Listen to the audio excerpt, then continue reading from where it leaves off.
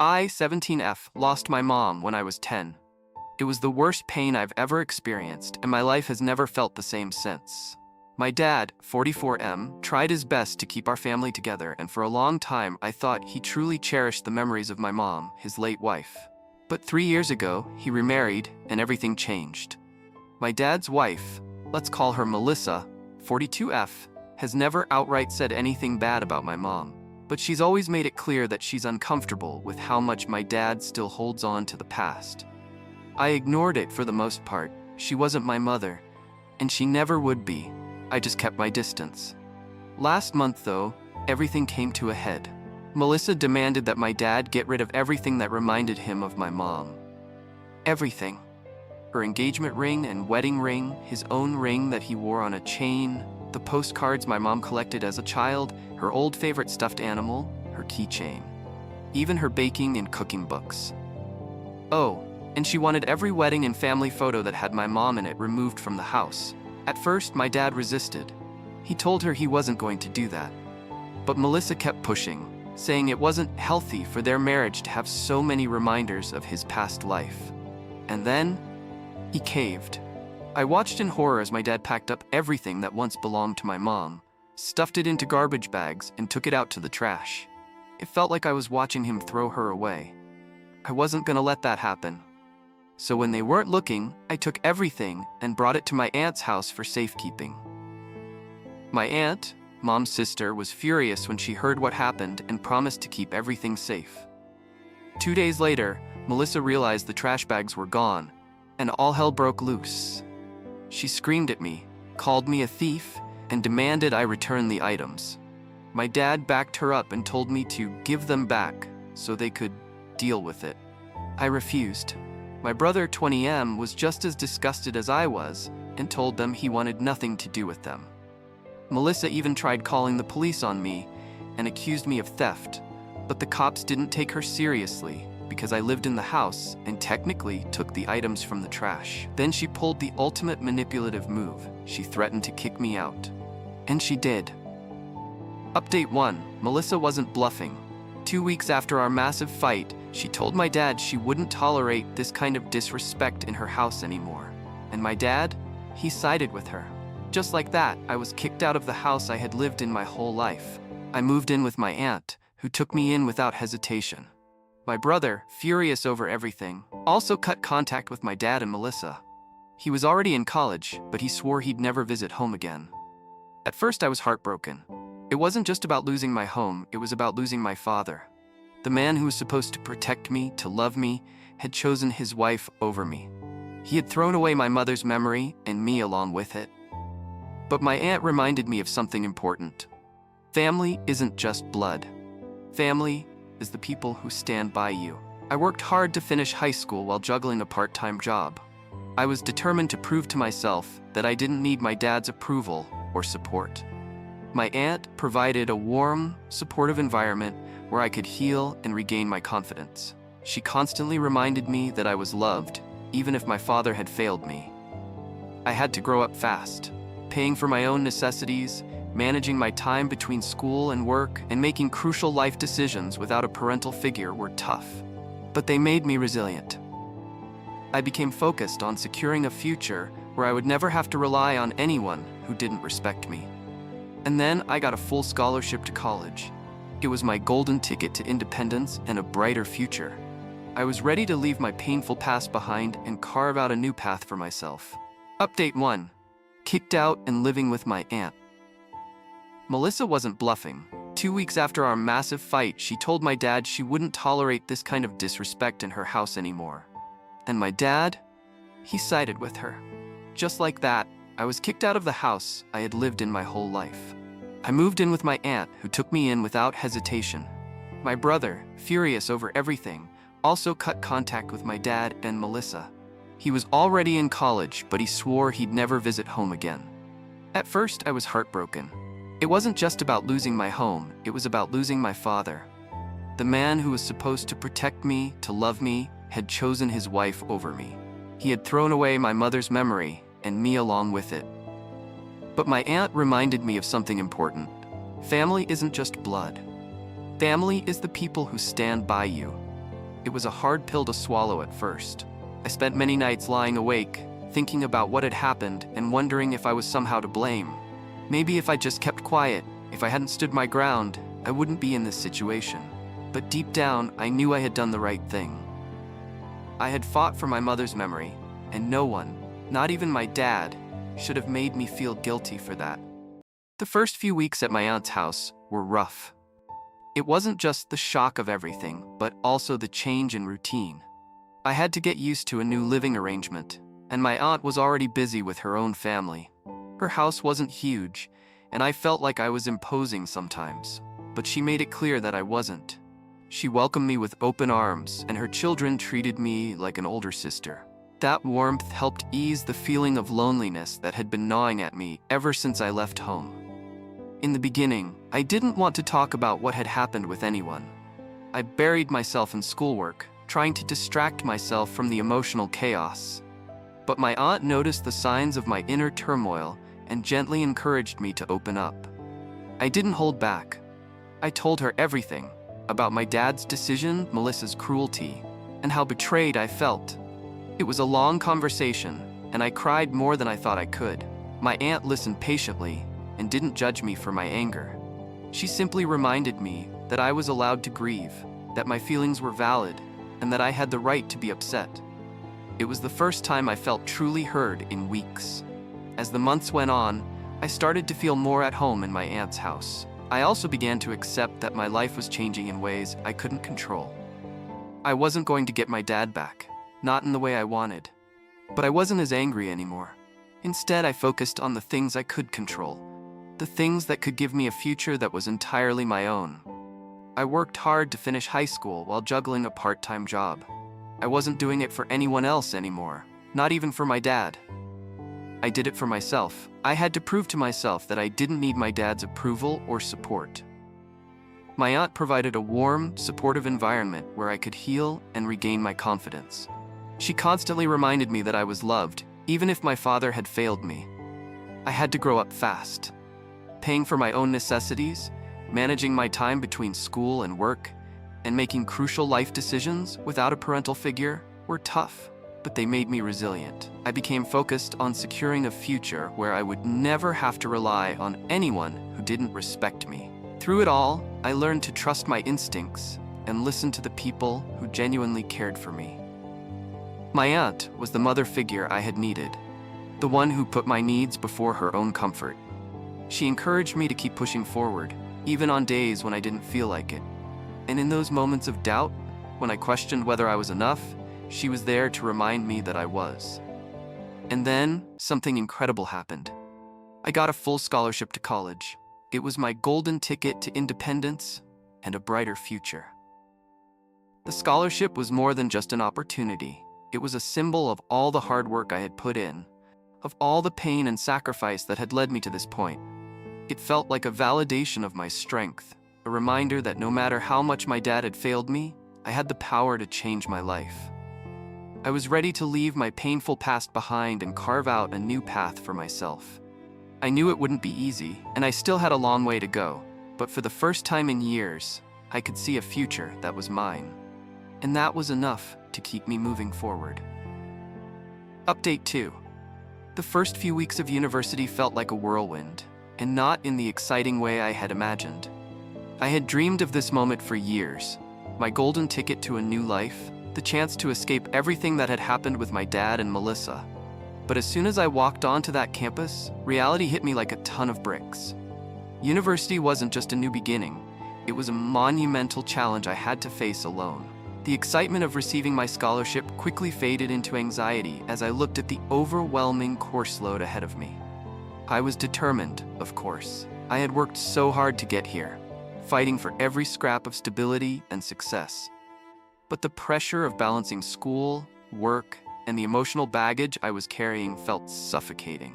My first semester was a blur of late nights studying in the library, early mornings working part-time at a local cafe, and endless hours of trying to keep my head above water.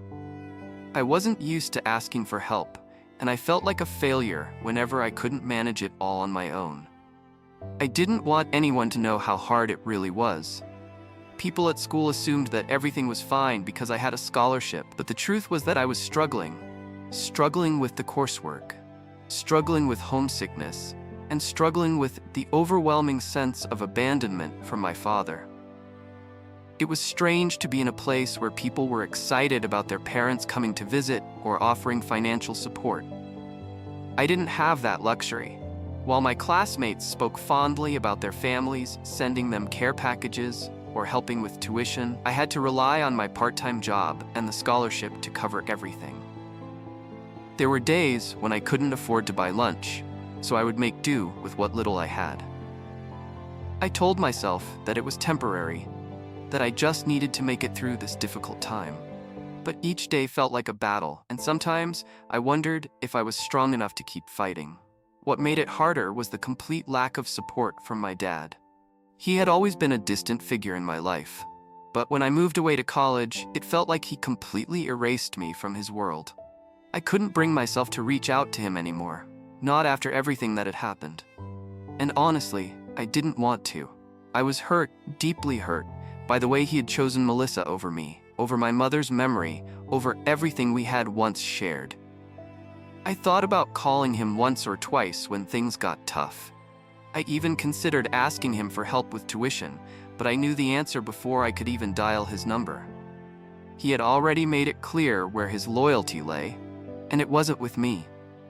Melissa had convinced him that his past was holding him back from his new life, and he had followed her lead without hesitation. The thought of asking for money or any form of emotional support from him felt impossible. I had to do this on my own. I had to prove to myself that I could succeed, that I was more than my father's abandonment. The hardest part, though, wasn't the academic workload. It wasn't even the financial stress or the loneliness that seemed to consume me in the quiet moments. It was the constant reminder that I didn't have anyone in my corner, at least not in the way I once thought I did. My aunt had been my rock, but she had her own family to take care of, and she couldn't offer me the kind of support I needed financially. I was still grateful for her, more than I could express, but there were days when I felt utterly alone in the world. I spent my weekends studying or working, barely having time to catch my breath. I tried to stay focused on my goals, finishing my degree, earning my independence, and finding a future that was far removed from the mess my father had created. But there were nights when the weight of it all felt too much. I would sit in my small dorm room, staring out the window, wondering if I was making the right choice by pushing through all of this. It felt like I was building a life on my own, piece by piece, but the pieces were scattered, and I wasn't sure if I could ever make them fit together. One of the hardest lessons I had to learn was that asking for help wasn't a weakness, it was a strength. But it took time for me to admit that to myself. I finally reached a breaking point during my second semester, when I had to choose between paying for textbooks or buying groceries. That was the moment I realized I couldn't keep doing everything alone. It wasn't sustainable. I started reaching out to counselors and student services on campus for advice, and it felt like a weight had been lifted. They helped me connect with a financial advisor who helped me apply for emergency grants and resources available to students in my situation. It wasn't a perfect solution, but it was something.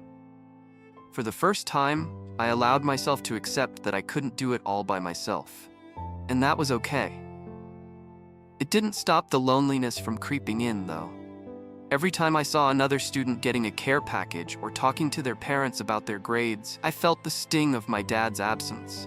I felt like an outsider in a world where family support was just a given. But through it all, I learned to lean on the people who truly cared about me, my aunt, my friends, and even some of the professors who believed in my potential. Slowly but surely, I started to rebuild my sense of self-worth. I wasn't defined by my dad's failure or by the financial struggles I faced. I was defined by my resilience, my determination, and my ability to keep moving forward, even when everything seemed impossible. University was still tough, but it no longer felt like a prison. It became a place where I could reinvent myself, where I could become the person I wanted to be. Not the daughter of a man who had betrayed me, but a woman who had fought through the hardest battles of her life and had emerged stronger because of it. The end of my second year marked a turning point. I had made it through the toughest part, and while the road ahead was still uncertain, I had gained something invaluable: a renewed sense of independence and self-reliance. I had found my voice, and I had built a life for myself that was free from the past that had weighed me down for so long. I didn't need my dad's support to succeed. I was doing this on my own, and that was all that mattered. Update 3. Things had started to look up for me in ways I hadn't imagined possible. By the time I entered my third year of university, I had secured an internship at a tech company that was known for its innovation and fast-paced environment. The position was incredibly competitive, and I had to prove myself every step of the way, but the hard work paid off. By the end of that year, I was offered a full-time job at the company with an extremely high salary, far beyond what I had ever anticipated. It was the culmination of everything I had worked for: the long hours, the sacrifices, the loneliness. And now, I was seeing the results. I was finally in control of my life, my future, and my finances. The sense of independence I felt was exhilarating. I had come so far from the broken-hearted teenager who had been kicked out of her home.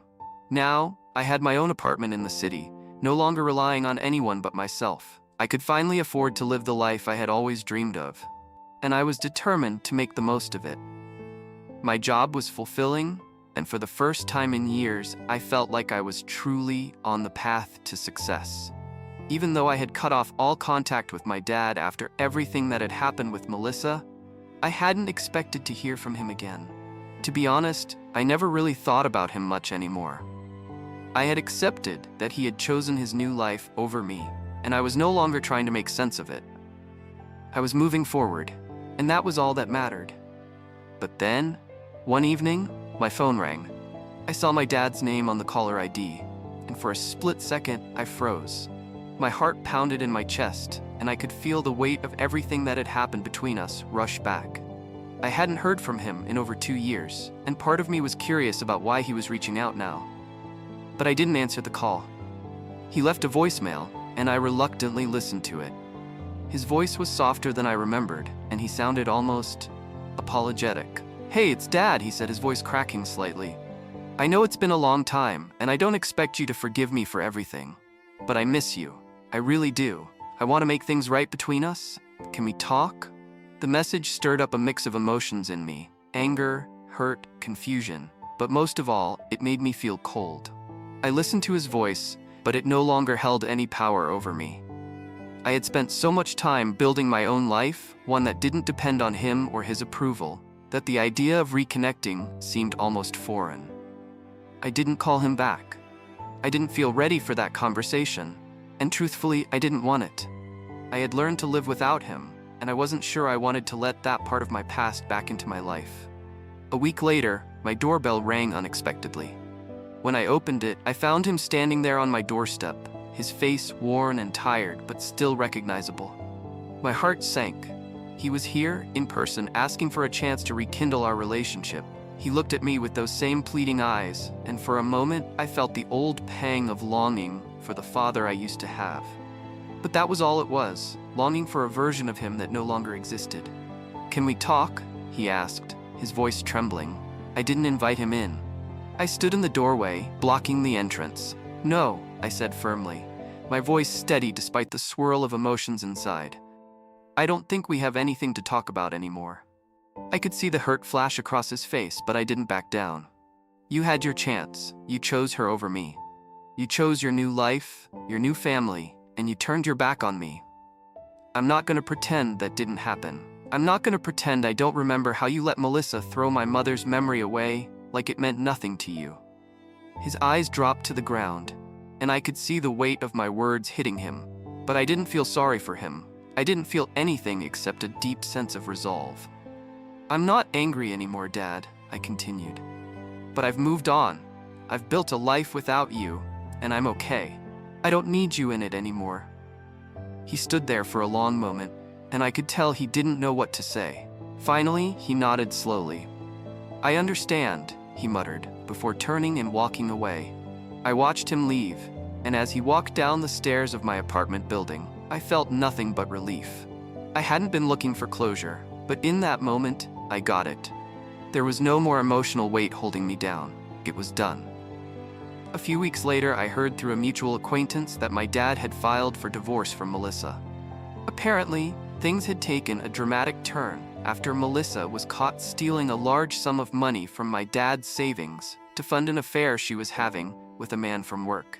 The scandal was public, and my dad, devastated and humiliated, finally came to the painful realization that his marriage was a farce.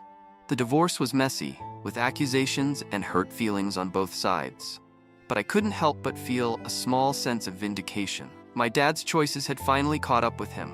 The woman he had chosen over me, the one who had convinced him to erase the past, had betrayed him in the most brutal way. It wasn't that I was happy to see him hurt. It was more that I felt like the universe had finally given him the lesson he deserved. I didn't get involved in the drama. I had no desire to. I had my own life to focus on, and I wasn't going to allow myself to be dragged back into his toxic world. The truth was, I had spent too long trying to understand him, trying to make sense of his actions. But I had realized that I didn't need to anymore. In the end, I was better off without him. I had everything I needed, my independence, my career, and a future I was building on my own terms. And I knew, deep down, that I was stronger than anything he could have ever given me. Final update. It's been a year since my dad and Melissa's divorce, and the fallout from everything that happened has been nothing short of dramatic. I thought things were over after my dad left her, but Melissa's actions continued to spiral downward, and it felt almost impossible to look away from the train wreck that was her life.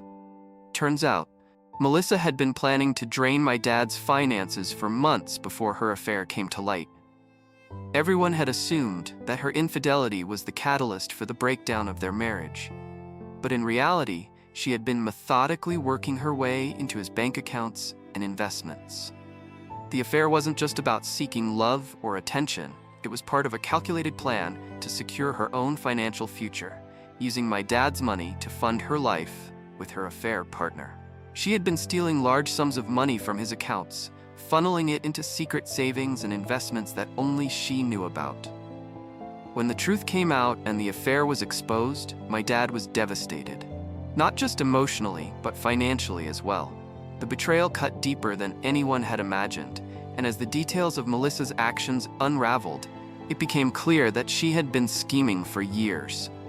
My dad had trusted her completely, and she had played him for a fool. The divorce itself was ugly. My dad was furious, and he didn't hesitate to file for divorce as soon as he could. The legal battles that followed were tense, with accusations flying between the two of them. In the end, my dad was left with the house and most of the savings that Melissa hadn't been able to drain. But it wasn't enough to make up for the years he had lost to her manipulation. Melissa, on the other hand, was left with nothing. After the divorce was finalized, she was granted a paltry alimony check, barely enough to cover her living expenses. She had no career, no real assets, and now no man to depend on. Her affair partner, the one she had been seeing behind my dad's back, had abandoned her the moment the scandal broke. The affair had been nothing more than an escape for both of them, but as soon as the reality of the financial disaster hit, he was gone, leaving Melissa to face the consequences alone. It was heartbreaking to watch, not because I had any sympathy for her, but because it was hard to see anyone fall from such a high pedestal so completely. She had once had everything, my dad's money, his love, and a life of luxury that she had stolen from him. Now she was scrambling to make ends meet, unable to hold on to anything for long. But the worst part was that Melissa still hadn't learned her lesson. A few months after the divorce, I received an unexpected knock at my door. I opened it, half expecting to see one of my friends or a neighbor. Instead, I was met with the last person I ever wanted to see, Melissa. She stood there on my doorstep, looking disheveled, her eyes tired and desperate. Her clothes were cheap, and her face was drawn with exhaustion. It was clear she hadn't adjusted well to her new reality.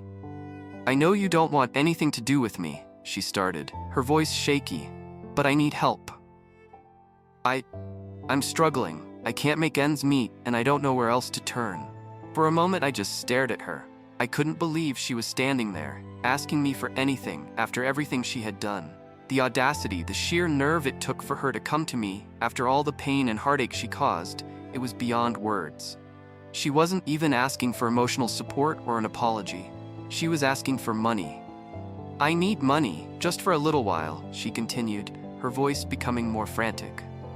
I'm not asking for much, just enough to get by. I'm behind on rent, and I don't know what to do." My stomach turned. I could feel the anger rising inside me, but I forced myself to remain calm. This woman, who had stolen from my father, manipulated him, and ruined our family, was standing here at my door asking for help. I couldn't understand it. "I'm not going to give you anything," I said, my voice cold but firm. "You had everything, Melissa.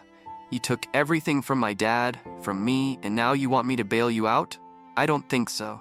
Her face fell, but she tried to maintain her composure. "Please, I have nothing left. I'm desperate." I felt no sympathy. None. She had made her choices, and now she had to face the consequences. The woman who had once tried to erase my mother's memory, who had thrown away our past, was now standing in front of me, broken and empty. I knew I couldn't help her. "You made your bed," I said coldly. "Now you lie in it." Without another word, I closed the door in her face. I stood there for a moment, breathing heavily, trying to process what had just happened. I had never imagined I'd reach a point where I could be so resolute in my decision to shut her out of my life completely. But I had. And it felt right. It felt final. That was the last time I saw Melissa. She didn't come back to my door after that, and I made sure to block her number when she tried calling me a few times. I had nothing left to say to her, and I wasn't going to let her back into my life, no matter how low she had fallen. As for me, I moved forward. I had everything I needed: my career, my independence, and a future that was entirely my own. I didn't need to carry the burden of Melissa's mistakes or my dad's failure any longer. My life was mine to live, and I wasn't going to let anyone, especially not them, hold me back. In the end, I realized that forgiveness isn't always for the other person. Sometimes it's about freeing yourself from the past, from the people who hurt you, and finding peace in the life you've built on your own terms. And I had found that peace.